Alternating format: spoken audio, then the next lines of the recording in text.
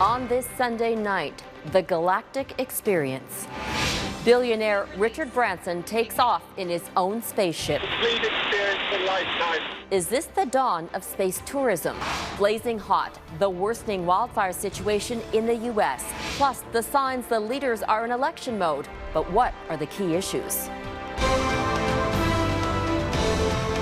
Global National with Robin Gill.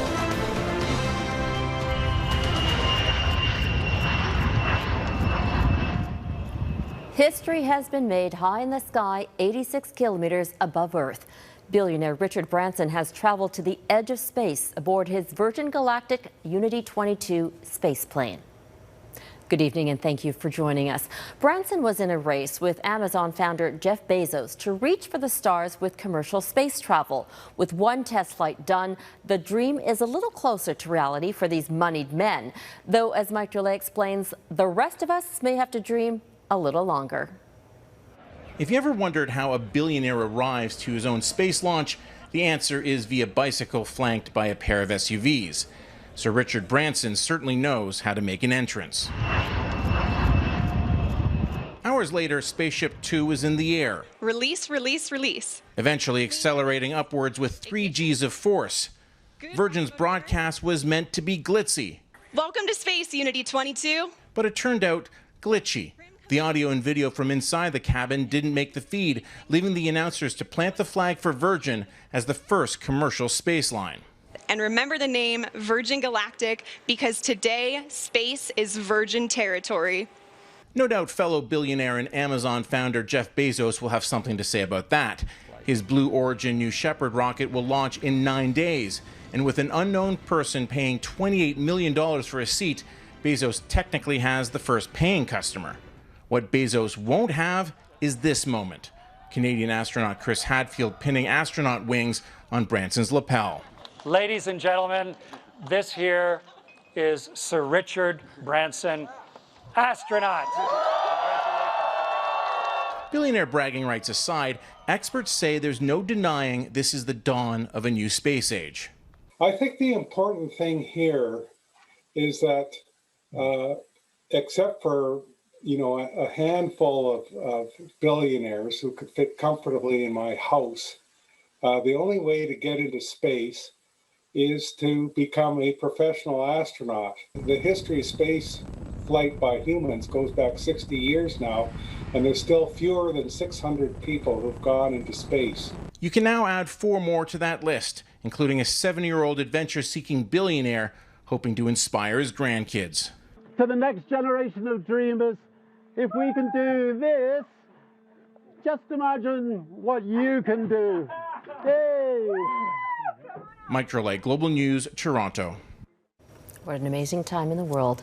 Well, soccer fans around the world and in Canada poured into pubs and onto patios as England battled Italy for soccer supremacy at the European Championship final. The atmosphere has been unbelievable. In Montreal, people spilled onto the streets showing nothing but excitement after Italy caused a major upset, winning the final in a penalty shootout. Thousands of fired-up fans crammed into Wembley Stadium for the game, thousands more outside. This was England's first final in 55 years on home soil. But Italy has a long-standing tradition of success and proved it today. Here's Redmond Shannon with all the reaction from London. God save our gracious Queen! 10 hours before kickoff and the party was already well underway. Lineups in true English style outside pubs across the country. Fans buoyed by the confidence of the Sunday tabloids and the team encouraged by Prince William. Can't really believe this is happening. So exciting, and just wish you the very best of luck. You bring out the very best of England and we are all behind you. The whole country is behind you. So bring it home. The hype and the anticipation is so strong because for England it's been so long. 55 years since the men's team has been in a major final. On that occasion, they won the World Cup right here at home at Wembley Stadium. I think it feels incredible. We've been waiting all my life. I'm 52 years old, well 53 today in fact. So yeah, it's amazing. It's a dream that I never thought would ever happen. Coming on! For the younger fans, it's a celebration after the drudgery of lockdown. And with everything that's going on, not having the fans for so long, football being paused, it's good to be back, man. Wembley, 2/3 full, some 60,000 fans. But due to travel restrictions, only 1,000 Italians were allowed to travel to London. As kick-off approached, the party started getting out of hand. Fans without tickets breaking through a security barrier, attempting to get into the stadium. These types of scenes, a scourge that has blighted English soccer through the decades.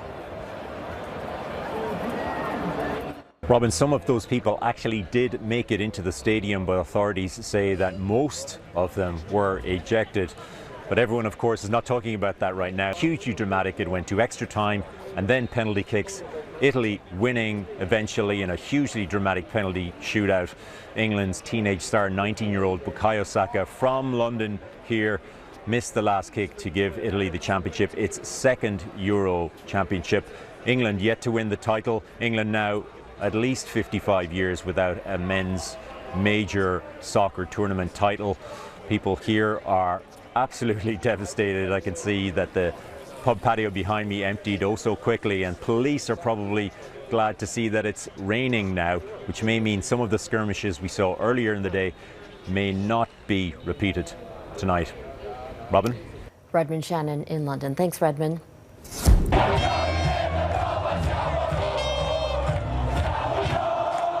Well, you know where the party is when in Rome with one very happy crowd. You can see the jubilation in the streets of Rome moments after Italy's big win, its first major title since 2006. Turning to British Columbia, where a new wildfire prompted an evacuation order close to a popular resort. The fire broke out last night near the community of Whitecroft. It's about 10 kilometers west of Sun Peaks. An evacuation order was issued for 132 homes in the area. The resort itself is still operational. Around BC, there are more than 300 active fires. Nearly a quarter of them are considered out of control. Transport Canada has ordered CN and CP Rails to take steps to prevent fires along rail lines. That includes reducing the speed of trains in areas where the fire risk is extreme and temperatures are higher than 30 degrees. In BC specifically, the two rail companies are required to ensure at least 10 fire patrols are conducted every 24 hours in designated areas, and they must remove any combustible material along tracks.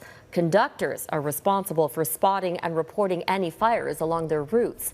An investigation is underway to determine if a train may have been responsible for the devastating fire that ravaged the village of Lytton, BC last month during a record heat wave. Wildfires and withering temperatures are scorching the western U.S. The searing heat isn't just making fire conditions worse, it's hindering firefighting efforts. In parts of California, crews are finding that the water, when dropped from aircraft, just evaporates before it even reaches the ground. As Jennifer Johnson reports, emergency orders have been put in place up and down the West Coast. Tens of millions of Americans in the western part of the country are under extreme heat warnings as blistering temperatures break records and wildfires explode. California's Death Valley and Joshua Tree National Park are among the hottest places on Earth. It's never been hotter. It feels like we're in an oven, yeah. Severe drought conditions are sparking wildfires. 72 kilometers north of Lake Tahoe, California's Beckworth fire has doubled in size, now burning into Nevada. Oregon's Bootleg fire is raging out of control too, forcing evacuations. The fire is just exploding and continuing to grow dramatically. We are seeing, doubling in size of the fire every 24 hours. Last month's heat wave in the region killed more than 160 people. Now Washington and Oregon have issued emergency orders to protect farm workers exposed to the high temperatures. Other industries are being hard hit too. Tides off of Washington are at their lowest levels in years, bringing shellfish to the surface too soon. Between harmful algal blooms and water quality issues and the pandemic, without question, there's just a number of things that are starting to change the landscape of how we farm oysters and clams. Las Vegas is breaking records too, just as tourists come back after the pandemic shut down the Strip for much of the past year. This is really hot. I mean, I was in the military. Qatar was hot. This is hot. Governors in several states are asking residents to conserve power and water. The heat is quickly drying up typical water sources. It wants to evaporate off of the soils up in the mountains, off of the reservoirs. This latest heat wave comes after the U.S. saw its hottest June on record. Jennifer Johnson, Global News, Washington. Saskatchewan has joined Alberta in removing all COVID-19 health restrictions. There are now no limits to social gatherings inside or outside in Saskatchewan. It's no longer mandatory to wear masks either. Health officials justify the move, citing 70% of the population 12 and older has received at least one dose of a COVID-19 vaccine. Just over 50% are fully vaccinated. In yet another sign of the times, the University of Calgary is ending a once popular program for oil and gas engineers. The school says fewer jobs in the industry have led to a big drop in demand for the course.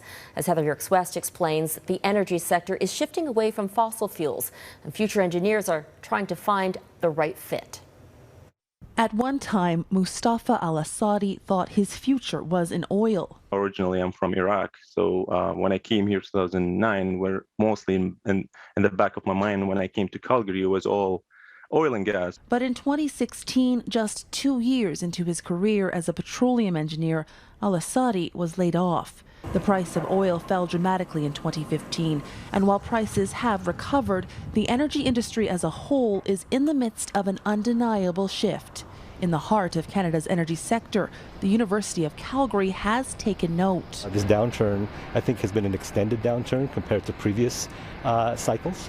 And this has obviously influenced many of our students. Our students want jobs when they graduate. It's why the university has decided to end its once popular Bachelor of Oil and Gas Engineering program. Certainly there's a changing energy landscape, I would say, not just in Alberta, but globally. There's a lot of push towards other forms of energy, for example, hydrogen and geothermal, wind and solar, and this is happening right here in Alberta. The U of C is not alone in the city as it shifts its programming to keep pace with an economy in transition. Last year, SAIT launched a new school for advanced digital technology, a move intended to prepare more students for careers in tech. After struggling to find another job as a petroleum engineer, al-Assadi went back to school, training now in the U of C's new energy engineering program. I am hoping that I could find a different route, trying to look into the alternative energy and how can we change between the fossil fuel into the alternative energy as we're all now committed to do this. As the energy sector transitions, nobody wants to be left behind. Heather Yourex-West, Global News, Calgary. Coming up, federal leaders are crisscrossing the country. Are Canadians ready for an election? Prime Minister Justin Trudeau has spent the week crisscrossing the country with cabinet ministers in tow and making funding announcements. These are signs of an election. And to prepare for a summer campaign, each leader will have to make a specific pitch, the so-called ballot question. Tonight, David Aiken takes a look at the pitches intended to woo voters. Has been fighting for you this pandemic? That's the ballot question Jagmeet Singh's NDP wants voters to think about. And the NDP is already running ads like this on social media, trying to frame what they think is the key issue of any election we might have this summer. I think the question is going to come down to who's in it for me, who's going to fight for me, who has fought for me, and who has delivered the help that I need. A careful definition of the ballot question is a key part of any election campaign, says this former key strategist in Jack Layton's campaign war rooms. When you have a clearly defined ballot question, it is much easier to identify the voters and the way they will behave on election day. So it's a bit like a magic bullet. It appears the Conservatives have not centered on one single message yet, but they definitely want to attack the Trudeau government's record on pandemic management and the vaccine rollout. Let's go back to July 2019. In this slickly produced video, Conservative leader Aaron O'Toole argues the Trudeau government compromised national security on COVID vaccine development. How did two scientists with these ties get approval to work at this secret facility? Pollster Daryl Bricker, though, thinks by the end of summer, voters may not be in the mood for that kind of pitch from the Tories. The issue that the opposition parties have is that people are not perceiving the current incumbent government as being fatally flawed. As for the incumbent Liberals, the only claim they can hang an early election call on are complaints that legislation banning conversion therapy and legislation regulating tech giants is stalled in the unelected Senate. Unfortunately, the Conservatives, including members of the Conservative Party in the Senate, continue to show concerns about these legislations and oppose these legislative changes. Now, all parties will spend the next several weeks fine-tuning these pitches, these ballot questions, as politicians once again travel about the country, because for a politician, a two-dose summer is the perfect time to prepare for a late summer general election. David Aiken, Global News, Ottawa. Still ahead, the disease that nearly wiped out bats and the signs the species is bouncing back. Researchers in Nova Scotia are baffled over the number of bats they're seeing. A decade ago, a fungus known as white nose syndrome wiped out 90% of the province's bats. The disease spread across North America, killing millions of these winged animals. But as Ross Lord explains, bats appear to be back. Troubles, huh? Yeah, it's not going to survive. A little brown bat is forced awake by a disease called white nose syndrome, caused by a fungus that afflicts the mammals during hibernation. In the winter, without bugs to eat, the bat's future is hopeless. 15 years ago, the syndrome spread from New York State to the Maritimes, Quebec, and Ontario. So the bat population was almost basically wiped out. Which makes researchers surprised and excited by what they're finding this summer. This year for bats seems to be a really awesome year. We've seen more bats than we typically expect at some of the sites we've monitored long term. Researchers hope bats are rebounding. With no long-term monitoring program for bats, it's hard to know for sure, and it's a slow recovery because they can only have one baby called a pup per year. Along with encouraging signs, there's a note of caution. This bat researcher says the disease continues to spread west across Canada. So that's the first time it's been detected in western Manitoba. It's already been in eastern Manitoba last year, and that's the farthest west it has gone. Generating sympathy for bats isn't easy. I was just conducting a little experiment, trying to find out how the devil bat does his killing. From the earliest days of motion pictures, we've been conditioned to see them in a negative light, often as tiny monsters. But for farmers and foresters, Canada's 18 species of bats are actually free exterminators. From about 3 to 56 billion are some of the latest estimates I've seen per year in this pest control service that bats provide. As they urge the public to help the cause by reporting bat sightings, researchers hope they'll have stronger evidence that the bats came back by the end of summer. Ross Lord, Global News. A seat on the Galactic, $250,000. A dream come true, priceless. Up next, the Canadian who has a ticket to ride. There's no low-cost carrier when it comes to space travel. A seat on Virgin Galactic spaceplane will cost $250,000 once commercial flights begin. As Joe Scarpelli reports, a Winnipeg doctor has her ticket and her place in line. 3, 2, 1. Release, release, release. And here it is. Release. Look at that. Ignition. Judy Anderson has been waiting 11 years for this moment. It was pretty awesome, I gotta say. I didn't expect to be as excited as I was. Mach 3. I'm gonna be there. But she'll have to wait a little longer for that moment. So they're at 236,000? The retired University of Manitoba professor holds ticket 623 to board one of Virgin Galactic's commercial flights to space. That process won't start until at least next year. But after decades of fantasies and one failed attempt at becoming a Canadian astronaut in the 90s, her dream is finally within reach. I just love the idea of floating and seeing the Earth from up in space. You know, seeing the curvature of the Earth. Seeing what she's describing costs a pretty penny. A ticket is around $250,000 US. Anderson signed up in 2010 and locked in at $200,000. She's already made a $20,000 down payment and will have to pay the rest in full about 3 months before her flight. We have over half in US dollars. I'll eat macaroni and cheese for the rest of my life. Virgin Galactic is offering 2 astronaut hopefuls a chance to win a spot on one of the first flights. If enough people all over the world participate, it just means we can just keep on, the charity can keep on doing tickets for people. So it's a lovely sort of self-propelling way of just trying to get lots of people who couldn't have otherwise afforded to go to space. A free ticket might be the only way to get Anderson's husband on board. $500,000 is a pretty expensive holiday. But no, I don't really feel that much of a desire to go. His loss, says his wife. I'm so looking forward to it, especially after this morning. Joe Scarpelli, Global News, Winnipeg. And that is Global National for this Sunday night. I'm Robin Gill. Tonight, your Canada is North Bay, Ontario. We would love to see your corner of the country, so please keep sending your photos to viewers@globalnational.com. Thank you for watching, and I'll see you back here tomorrow. Until then, good night.